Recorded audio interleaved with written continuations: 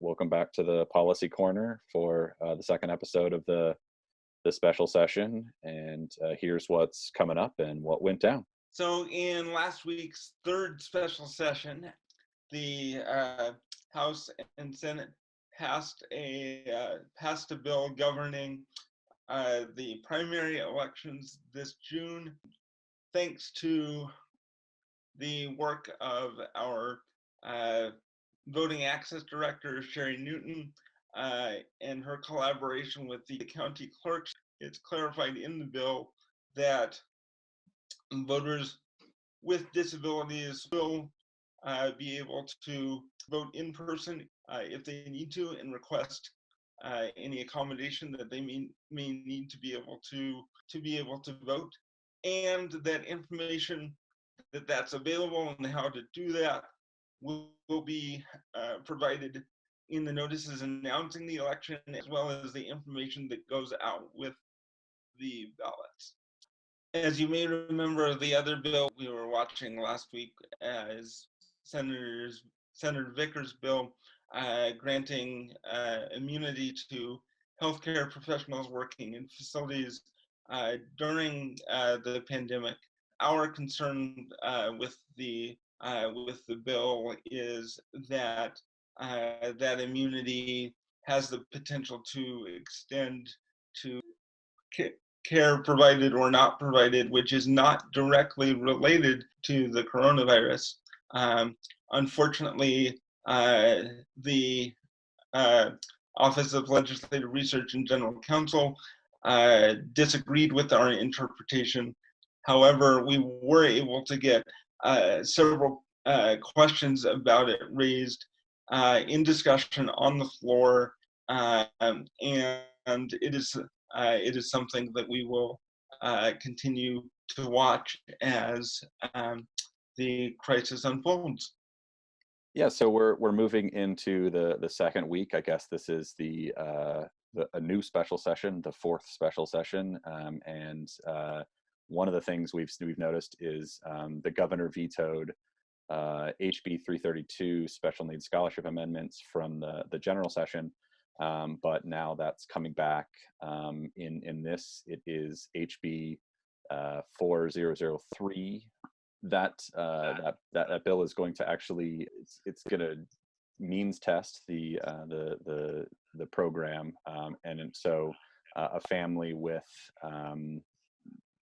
earning up to 144,000 might see $5,000 in scholarship funding for private school tuition, which is about half the yearly tuition for a family making that much money. On top, and so this is also a program that's going to use about $6 million in state funding. We didn't address the bill during the general session because we didn't really know about the state funding, and we certainly think people with disabilities should have opportunities to make choice.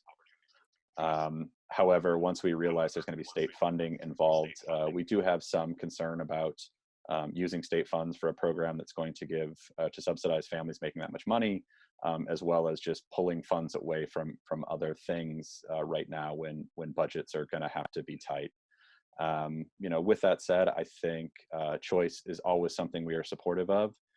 We would hope that the state would look for other ways to expand choice for people with disabilities, like funding or opting into money follows the person. So we would encourage them to look for other ways to expand that as well.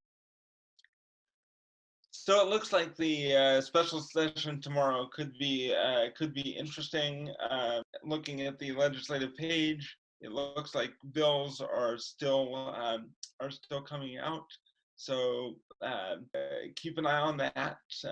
We will also try to keep you posted via Twitter as best we can about items as they come out and come up. Tomorrow you can view and listen to the session from the legislature's page. You will also be able to watch it again on UEN channel 9.2 to provide feedback and comment on bills. If you go to the page for the bill on the legislature's site and hit the comment button in the at the right on the top row of the bill page. However, we found last week that it's sometimes worked better if we sent comments directly to the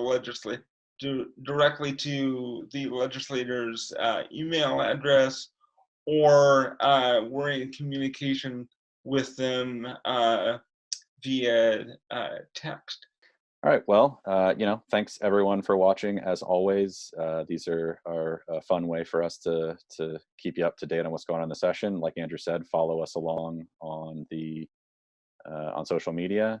And before we sign off, we do want to wish a special happy birthday to our friend and DLC board member, Stacey Stanford, and excellent health policy advocate. And as well as we learned, House Majority Leader, Representative Gibson. We wish him a happy anniversary as well. So thank you, everyone.